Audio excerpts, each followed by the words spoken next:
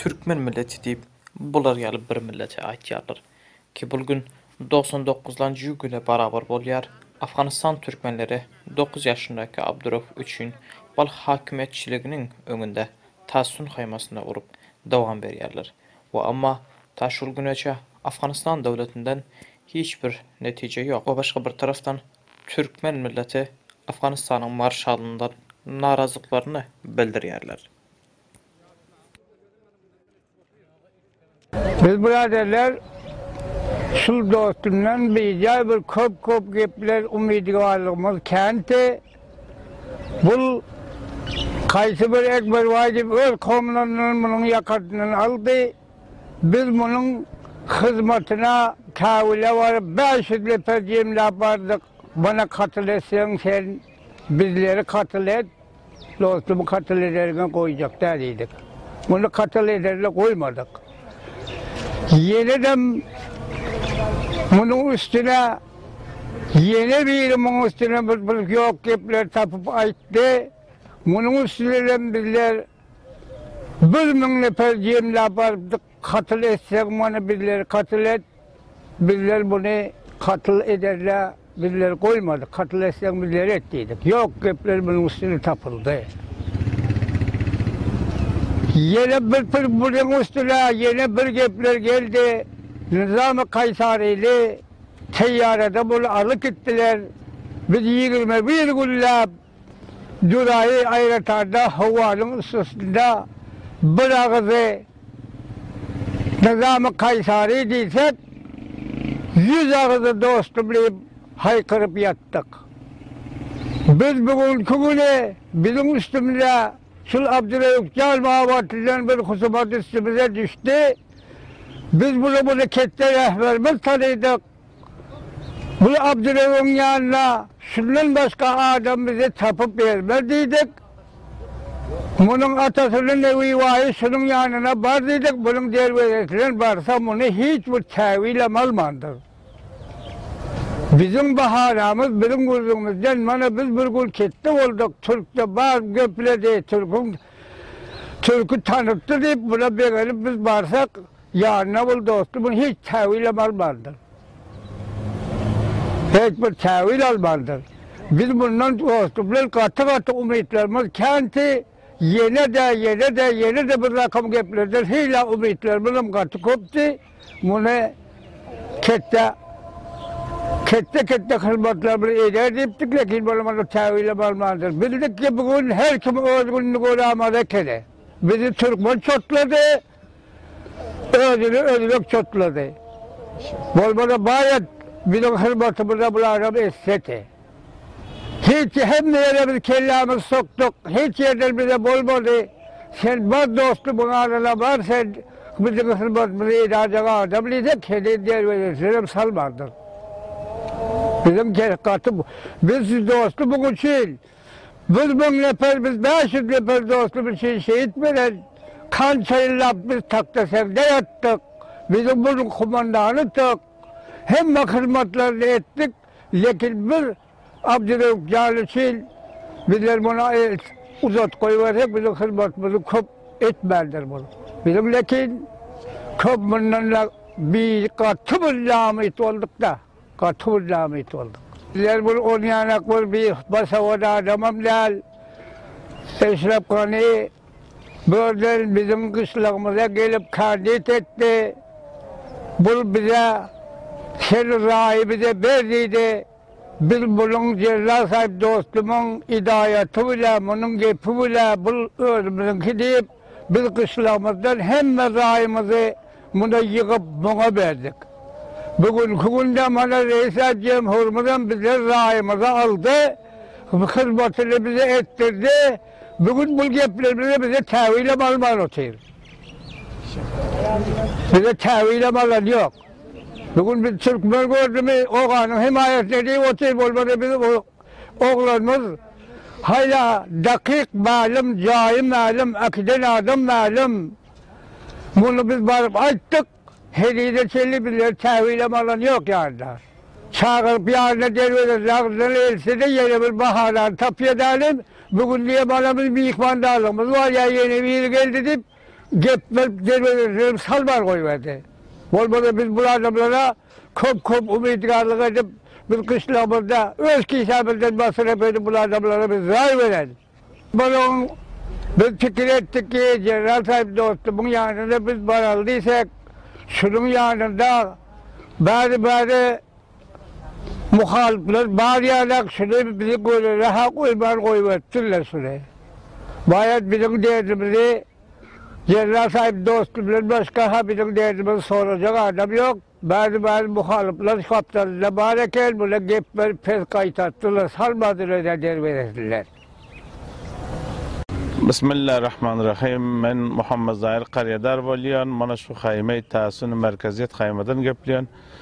Sizden awadynawyň 10-njy gowsda mana bizler şu haýmy Tasuny şeýle getirip Mukam welaýatynyň işine getirip urganymyz. Mana bugün 17-nji hüýt bolýar.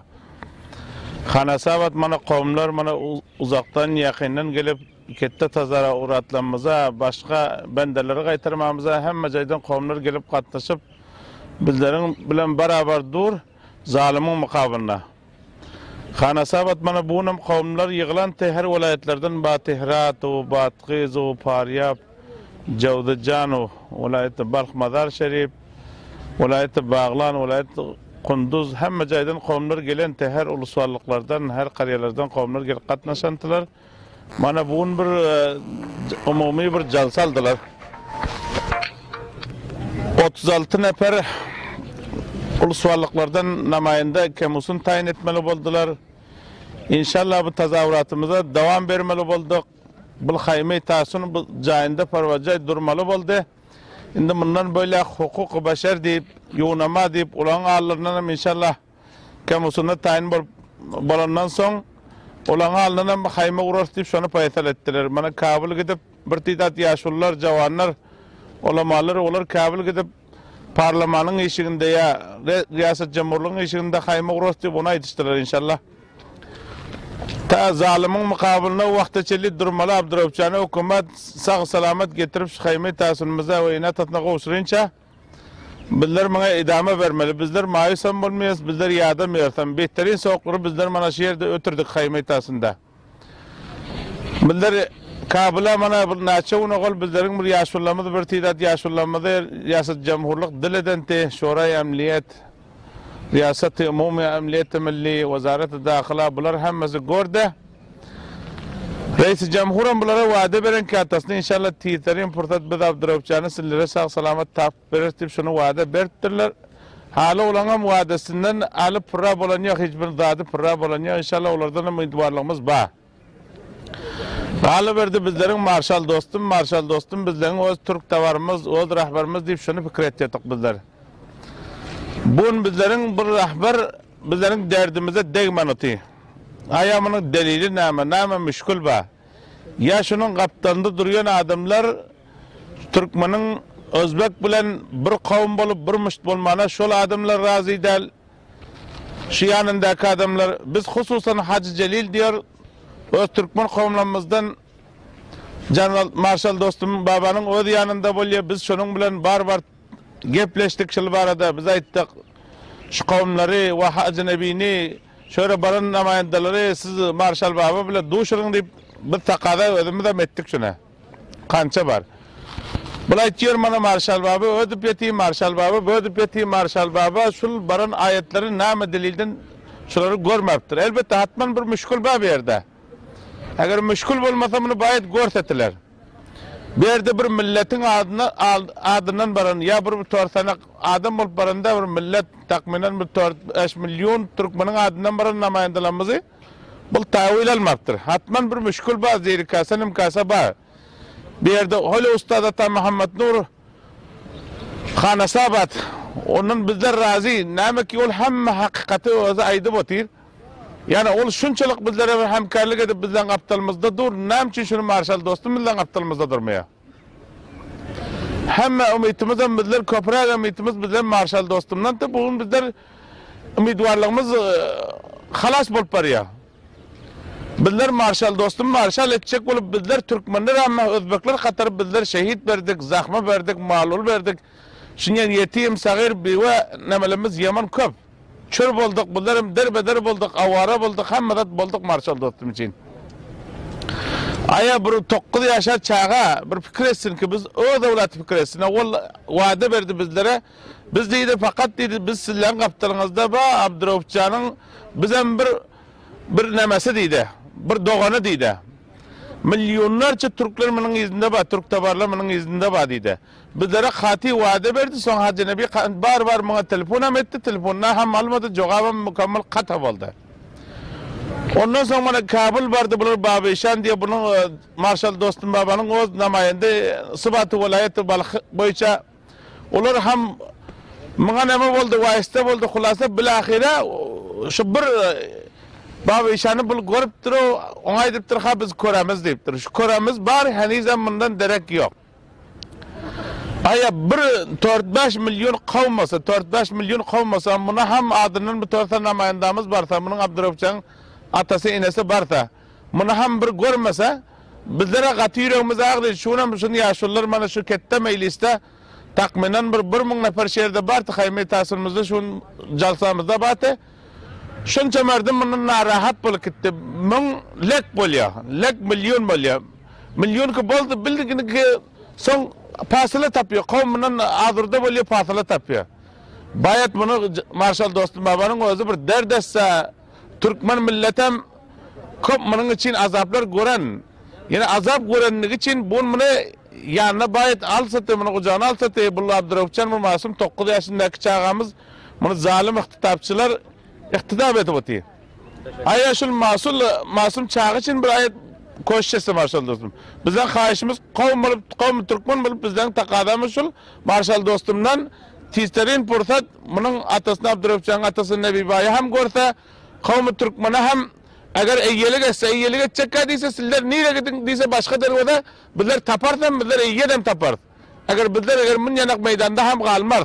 Ondan hem beğenmesin. Malya sağ olun, Allah razı olsun her birinizde kavimler uzaktan yakından gelip katnaşıp ettiğiniz hem dertliğiniz. Vakalı verse Türkmen milletinin yaş ulu ve yaş kişilere Abdurrahman yolunda canını kurban edecektiğine ve ta Abdurrahman taplayanca bul Tahsun haymasını yığmacaktığını aytiyarlar. Billahi maşallah 100 gün oluyor, billahi ben şehirde yatıyız.